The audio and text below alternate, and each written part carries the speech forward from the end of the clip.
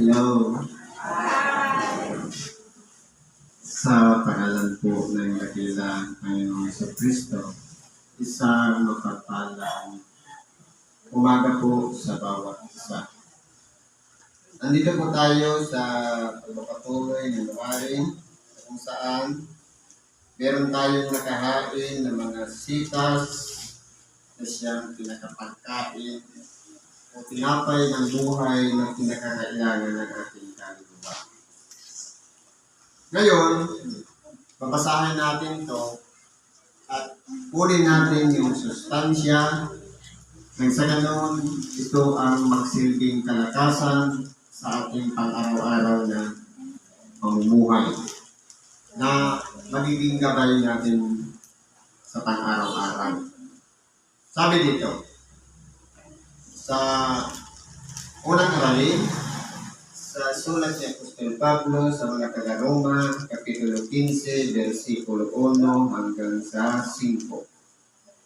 Sabi dito, tayo ng malalakas ay nararapat magbata ng kahinaan ng mahihina at huwag tayong magbigay lugod sa ating mga sarili. Ngayon po, ang pinag-uusapan dito, dalawang kalagayan ng isang tao. Kalakasan at kahinaan. Pero, lahat po yan taglay natin. Halimbawa, malakas kang magbuhat ng isang sako ng palay, pero mahina ka naman magbasa, parehas mo yan taglay. Malakas ka naman mang-asal, pero mahiyain ka naman, o kaya wala kang alam sa ibang bagay, hindi marunong magsaing, kahinaan at kalakasan, taglay mo pa. Ibig sabihin, meron tayong tinatawag na kahinaan at meron tayong tinatawag na kalakasan.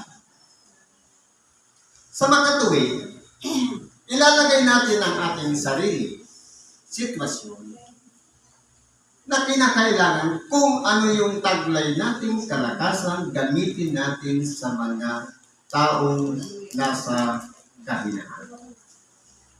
Ganun po dapat ang ginagawa natin. Halimbawa, isang taong sa pangangailangan ng kanyang pang-araw-araw na pamumuhay at tayo naman ay malakas dahil sagana tayo, pwede natin itulong at ibahagi para sa kanila ang anuman ang kinameron tayo para lang sa ganun yung kahinaan nila ay maibsan sa pamamagitan ng ating kalakasang ibinabahagi para sa kanila. Kaya po, pag sinabing mangagbata, kinakailangan natin mag-sacrifice.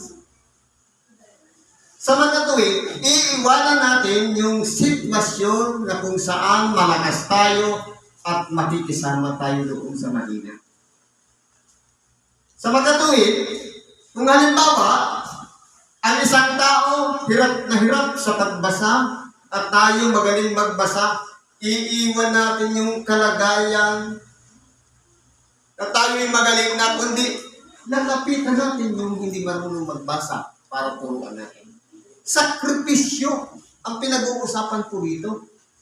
Ibig sabihin, hindi natin titingnan na kaya natin ginagawa para lang magmalaki. Sabi nga dito, huwag tayong magbigay lugod sa ating sarili. At kumbaga, gumawa man tayo ng kabutihan sa mga mahihina, dapat hindi tayo umaasa na pupurihin tayo. Na para bagang gusto natin ma-receive na agad natin yung thank you. Sapat na yung makatulong tayo, sabi nga, kung makagawa ka ng kabutihan doon sa walang sukat na ikaganti, ang iyong ama na nakakita ng lihim ang siyang gaganti sa iyo. Ganun po. Kaya huwag natin iisipin, walang taong nakakita. Pag ginawan ko ito ng kabutihan, useless. Pero meron palang Diyos na merong mata na 24/7 nakatingin at nakasubaybay sa lahat ng ating mga ginagawa. Kaya, samantalahin natin na kung meron tayong kalakasan at yung nakikita natin kapwa merong kahinaan, i-apply natin yung kalakasan na yan para siya magkaroon naman ng kagaanan ang kanyang kahinaan. Matuto siya. Bawat isa sa atin ay magbigay lugod sa kanyang kapwa sa kanyang ikabubuti at ikatitibay. Bawat isa, ibig sabihin lahat tayo may kalayaan tumulong sa kapwa para sa ikalalakas at ikapagtitibay. Halimbawa, tumulong tayo. Nagyaya tayo, punta ka dito sa Lunduyan, tapos nagpabautismo na rin. Iniwan natin sa ere. Anong mangyayari? Hindi pa siya napagtibay. Sabi nga, sa ikatitibay. Dapat naturuan ng gusto, kumbaga sa pananim, kaya nang tumayong mag-isa dahil nakaugat na. Kumbaga kahit pabayaan mo na siya na hindi mo siya diligan, marunong na siyang sumipsip ng tubig sa lupa. Ganyan po dapat ang pag-aalaga. Lalong-lalo na, sabi kanina ng ating kapatid, tungkol sa bautismo o putong. Sa sino mang mga naghihikayat ng bautismo at napasama sa ating grupo, hindi po yan iniiwanan. Lalong-lalo na yung mga saksi, dapat inaantabayanan yan at kinakailangan tinuturuan na maging matatag para sa kanyang ikapagtitibay. Hindi yung nakarinig lang ng isang salita, inaway na at hindi na binati ang kanyang ninang o saksi. Tama ba yun? O kahit nga yung saksi, hindi na binabati dahil nakarinig ng salita doon. Paano kung nakatisod tayo? Sabi nga, mas kawawa ang kalalagyan ng pinanggagalingan ng ikatitiso. Kaya po ang pinag-uusapan dito, ikapagpapatibay ng bawat isa. Bakit po? Sabi dito, sapagkat si Kristo man ay hindi nagbigay lugod sa kanyang sarili, kundi gaya ng nasusulat. Ang mga pag-alipusta ng mga nagsisig-alipusta sa iyo ay nangahulog sa akin. Totoo po ang kasabihan. Sino man sa atin na nasa mababa o mahinang kalagayan na inaalipusta, alalahanin natin, mas pinangungunahan ng Diyos, nananahan ang Diyos sa mga taong inaalipusta, inaapi, sapagkat sila yung nasa mababang kalagayan na walang tinitingnan kundi yung aba nilang kalagayan. At yung mga magagaling at malalakas, sila yung mga nag-aalipusta. Nagkamali na nga, inapak-apakan pa. Hindi dapat ganun. Kung halimbawa, nakita natin ang ating kapatid, bumagsak, napaluhod, nadapa, hindi na kayang makabangon at nakita natin, di naisip tayong paraan para siya makabangon pero wala tayong ginawa. Sabi nga ni Apostol Santiago, sa mga kakaalam nga ng paggawa ng mabuti at ito'y hindi ginagawa, ito'y kasalanan sa kanya. Kaya hindi tayo pwedeng magmatuwid. Kasalanan niya yan. Hindi. Siya ngayon ang nasa mababang kalagayan. Gamitin natin yung kalakasan ang natin para ibangon yung nasa mababang kalagayan. Ibig sabihin, lahat tayo pwedeng maging mahina. Lahat tayo pwedeng maging malakas. Hindi araw-araw tayo malakas. Dahil pagmamalaki po yun. Kapag sasabihin natin, hindi ako nagkakaroon ng karamdaman. Sa totoo lang, ang karamdaman, ang pinaka-simpleng teknik kung taktika para pasubuin ng tao. Kahit gaano man kalakas, kapag dumapo ang karamdaman sa katawan, sigurado, sisigaw siya. Diyos ko, Pero araw-araw, hindi naman niya nananalangin. Pero sa oras ng karamdaman, naaalala mayroong Diyos. Kaya po, sabi dito, ang mga pag-alipusta na nagsa-alipusta, kapag inalipusta tayo, hindi po tayo ang inaalipusta sa totoo lang. Kundi yung Diyos na nananahan sa buhay natin. Si Kristo pa rin ang inaalipusta. Kaya wala tayong karapatang yurakan ang ating kapwa. Wala tayong karapatang hatulan ang ating kapwa.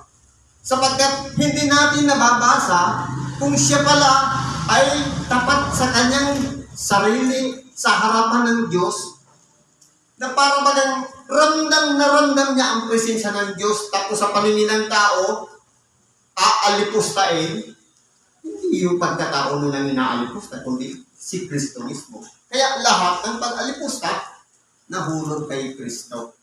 Kaya nga siya pinadipa at ibinilad sa kahihiyang ipinago sa cross. Sabi dito, sapagkat ang anumang mga bagay na isinulat ng una ay nangasulat dahil sa ikatuto natin, upang sa pamamagitan ng pagtitiis at pag-aliw ng mga kasulatan ay magkaroon tayo ng pag-asa. Ito po yung hinahangad natin. Hope, pag-asa. Ano yung mga naisulat sa mga kasulatan na mga pang-aliw? Doon na lang sa sinabi ng ating dakilang Panginoon na mga turo niya. Kung tayo po tapat talaga kay Kristo at sumusunod tayo sa kanyang yapat, umang halimbawa na iniwan dito sa ibabaw ng sangkita, gagawin natin ang kanyang mga turo. Doon lang tayo sa 4 na ebanghelista. Ano yung mga turo niya? Ano yung mga turo niya doon? Tinuruan tayo paano manalangin. Dapat hindi sobrang haba. Maiksi lang pero sigurado. Tinuruan tayo kung paano kontrolin ang galit. Kung paano ibigin ang kaawan. Kung paano ang pag-ayuno. Kasi po hindi ibig sabihin na perfect mo yung alas 9 na prayer, nag-ayuno ka na, okay na. Hindi. Ang tunay na ayuno, pagpipigil nitong 5 senses. Kasi po, kung halimbawa, nakita natin yung kapatid natin mahina, tapos nilikuan natin, baka makita ko . Sa totoo lang po, mas kahabag-habag yung mga tao na yan ng mga mahihina. Naalala ko yung nangyari kanina. Pag-alis ko dito, umuwi ako doon sa amin. Pagdaan ko dyan sa tabi ng kalsada, nakita ko si Manay Ilan. Sabi ko, anong ginagawa ko dito? Nahabag ko ako, alam mo bakit? Inabandon siya ng kanyang kapatid.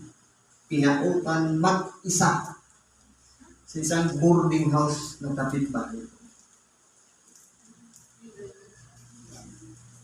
Kaya nga kung pwede, dalawin natin. Kasi po, kung hindi siya hatdan ng pagkain, wala siya kakainin. Sabi ko sa kanya, napapanahong paraan ng Diyos para ilapit ka sa duluyan. Kasi kapitbahay ko, sabi niya sa akin, nag-ano ka man tigday. Sabi ko, taga dyan baga ako. Hindi siya makalakad ng mag-isa. Nakakahabag. Yan ang mga mahihina na dapat tinutulungan natin mga malalakas. Pwede great time, punta natin. Sabi dito, upang kayo ay loobin naman ng Diyos ng pagtitiis at pagiliw na kayo ay mga kaisa ng pag-iisip ng isa't isa ayon kay Kristo Jesus. Ang pinakapundasyon ng ating pananampalataya, si Kristo Jesus. Marami siyang mga itinuro na gabay natin sa pang-araw-araw na pamumuhay. Pero pagka minsan, yung mga taong pinananahanan ni Kristo ang kanyang puso, minsan sila pa yung lagi nating nakikita, napapansin, napo-question, napupuna. Dapat po hindi ganon. Kundi, sabi nga, kanina siya ang puno, tayo ang sanga. Hindi lahat ng sanga nakakunikta lahat sa puno. Ang sanga, meron ding sanga. At yung sanga, meron pa rin sanga. Kaya, kung yung sanga na nakakunik sa puno, hiwalay tayo doon sa sanga na yun, putol yun. Kaya pinakailangan natin nakadugtong doon sapagkat yung pundasyon ng ating pananampalataya mula sa puno, walang iba, si Kristo Jesus na ating inaasahan para sa kanyang pagbabalik tayo ay magtatamo ng kanyang pangakong buhay na wala. Siguro po, hanggang dito na lang, pag-ibagin natin sa oras na ito. Salamat sa Diyos at anuman ang ating mga kahilingan, karaingan, lapit natin sa Kanya. Humingi muna tayo ng tawad sapagkat malaki ang nagagawa ng panalangin ng isang taong matuloy. Maglinis muna tayo ng ating kalooban sa tayo manalangin at ipagkakalog naman ng Diyos ayon sa Kanyang kalooban. Salamat at isang mapagpalang umaga sa bawat isa.